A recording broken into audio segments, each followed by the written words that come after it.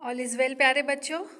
मैं संगीता ठाकुर, कक्षा 7वीं रुचिरा भाग 2 से अगला चैप्टर एकादशः पाठ 11 समवायो ही दुर्जयः। संगठन को जीतना कठिन है, यह पाठ लेकर आ रही हूँ। चलिए हम इस पाठ के पहले शब्दार्थ पढ़ते हैं जो इस प्रकार से हैं। पुरा मतलब पुराने समय में, शुंडेन सूंड से, निडम मतलब घोंसले को, विशीर्णानि मतलब नष्ट हो गए, मध्याह्ने दोपहर में, स्थास्यति रुक जाएगा, स्फोटयिष्यति मतलब फोड़ देगा, तृषार्तः प्यास से पीड़ित, गर्तः गड्ढा, अनुसृत्य अनुसरण करके, पतितः मतलब गिर गया, पत धातु से बना है शब्द पतितः गिर गया, मृतः मर गया, दुर्जयः कठिनता से जीतने योग्य, और समवायः कहा गया है ग्रुप को, संगठन को। तो चलिए बच्चों हम ये स्टोरी पढ़ना शुरू करते हैं। बहुत ही प्यारी और बहुत अच्छी स्टोरी है। चिड़िया और हाथी इसके कैरेक्टर हैं। इसमें और भी मेंढक और मधुमक्खी इस प्रकार से इसमें कैरेक्टर हैं। तो चलिए हम इस स्टोरी को विस्तार से पढ़ते हैं। पुरा एकस्मिन् वृक्षे एका चटका प्रतिवसति स्म। मैं आपको हर शब्द का हिंदी अर्थ बता रही हूँ, नीचे हिंदी अनुवाद दिया हुआ भी है आपकी सुविधा के लिए। पुरा मतलब पुराने, एकस्मिन् मतलब किसी समय में, पुराने समय में, वृक्षे मतलब वृक्ष पर, एका मतलब एक, चटका मतलब चिड़िया, चटका चिड़िया को कहा गया है, प्रतिवसति इसमें मतलब रहती थी। पुराने समय में किसी एक वृक्ष पर एक चिड़िया रहती थी। कालेन तस्याः संततिः जाता। कालेन मतलब समय, कुछ समय बीतता है और उसके बच्चे होते हैं।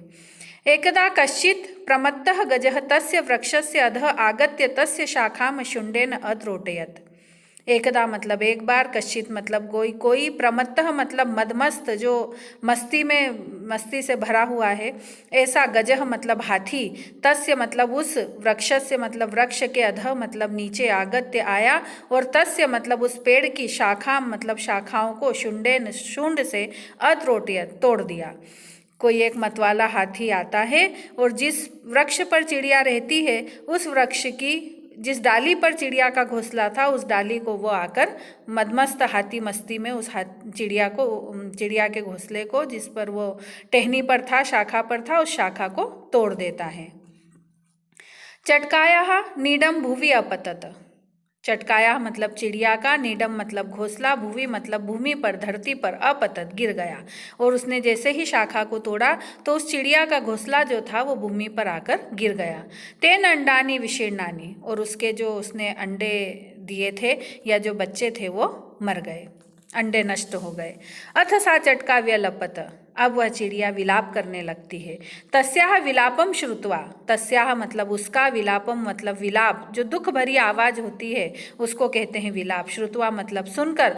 काष्ठकुटः नाम खगः, काष्ठकुट नाम का पक्षी वहाँ पर आता है, और दुखेन ताम अपृच्छत, और उसे दुखी देखकर उससे, अपृच्छत मतलब पूछता है। क्या पूछता है कि भद्रे किमर्थ विलपसी, भद्रे मतलब बहन, किमर्थ मतलब क्यों, विलपसी मतलब विलाप कर रही हो। तो वो इस प्रकार उससे पूछता है। फिर देखिए चिड़िया क्या जवाब देती है। चटका अवदत, चिड़िया कहती है कि दुष्ट एकेन गजेन मम संतति नाशिता, कोई एक दुष्ट हाथी ने मेरे बच्चों को मार दिया है। तस्य गजस्य वधेनेव मम दुखम अपसरेत, तस्य मतलब अब उस, गजस्य मतलब हाथी का, वधेनेव मतलब वध होगा, वो मारा जाएगा, तभी मम मतलब मेरे दुख, मेरा जो दुख है वो अपसरेत मतलब दूर होगा, जब वो हाथी मारा जाएगा तब मेरा ये दुख दूर होगा। ततः काष्ठकुटः ताम वीणारवा नामन्या मक्षिकाया समीपम अनयत, वो जो पक्षी था उसका नाम काष्ठकुट था। फिर वो उसे अपनी वीणारवा नाम की, जो उसकी मित्र है मक्खी, उसके पास वो उसको ले जाता है। आगे देखिए क्या होता है। तस्यो वार्ता श्रुत्वा मक्षिका अवदत, उनकी इस बात को सुनकर मक्खी जो होती है वो बोलती है कि ममापि मित्रम मंडूकः मेघनाद अस्ति, कि मेरा एक मित्र है, मंडूक मतलब मेंढक, जिसका नाम मेघनाद है। शीघ्रम तमुपेत्य यथोचितम करिष्याम, हम शीघ्र जाते हैं और उसके पास हम चलते हैं और जैसा वो कहेगा करिष्याम हम वैसा करेंगे। तदानी तौ मक्षिकाया सह गत्वा मेघनादस्य पुरः सर्वे वृत्तांतम न्यवेदयताम। तो उसके बाद वे दोनों तीनों मिलकर मक्खी के पास जाते हैं और उसके पास जाकर वह मक्खी जो उसका मित्र मेंढक है उसके पास जाते हैं और मेंढक को जो पूरा वृत्तांत पूरी कहानी सुना देते हैं कि क्या हुआ। मेघनाद अवदत्त, तब मेघनाद कहता है कि यथा हम कथयामि तथा कुरुतम। मेघनाद मेंढक का नाम है, जो उनका मित्र है मेंढक, वो कहता है कि जैसा मैं कहता हूँ तथा कुरुतम वैसा करो। मक्षी के प्रथमम त्वं मध्याह्ने तस्य गजस्य कर्णे शब्दम कुरु येन सह नयने निमिल्य स्थास्यति।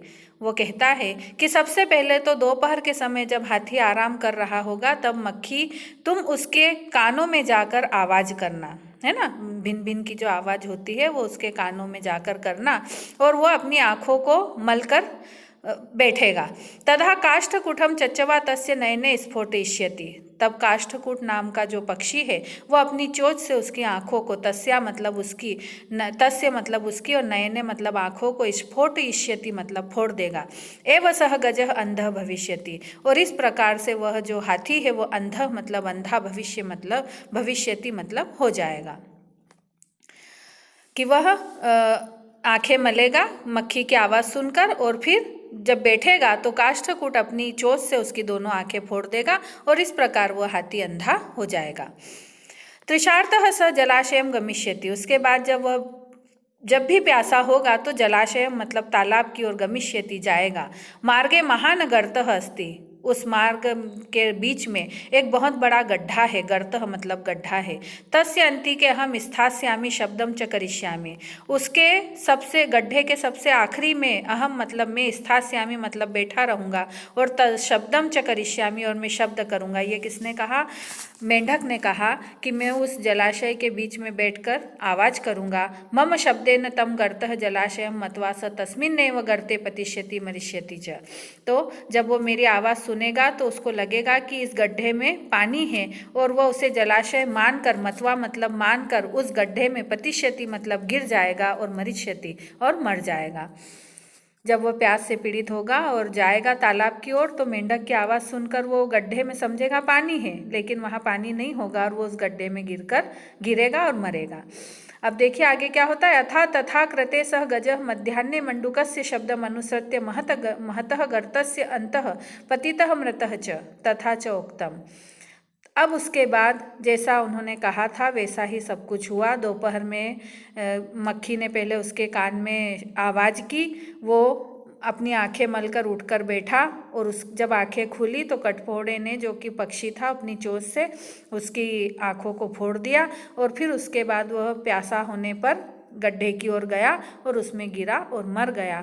तथा चोक्तम इसलिए कहा गया है कि बहुनामप्य सराणाम समवायो ही दुर्जय।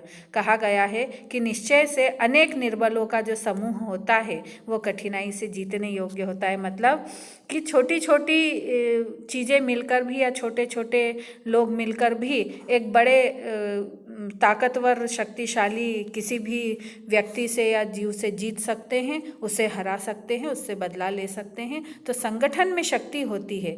यह हमें इस कहानी से शिक्षा मिलती है कि संगठन में ही शक्ति है। जिस प्रकार से छोटी सी मक्खी, मेंढक और पक्षी और चिड़िया, ये कितने छोटे छोटे जीव हैं बच्चों, इन्होंने मिलकर उस इतने बड़े विशालकाय हाथी से अपना बदला लिया और अपने बदले को पूर्ण किया। तो इसलिए हमें हमेशा एकता में विश्वास रखना चाहिए। तो बच्चों, आपको यह चैप्टर बहुत अच्छा लगा होगा। मैं अगले चैप्टर के साथ आपको फिर मिलती हूँ। धन्यवाद।